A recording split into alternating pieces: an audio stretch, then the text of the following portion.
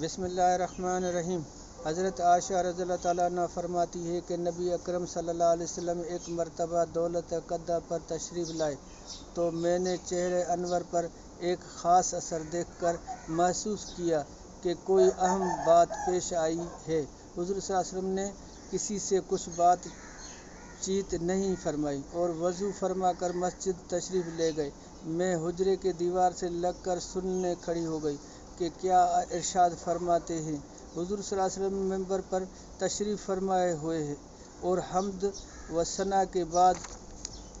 ارشاد فرمایا، لوگو،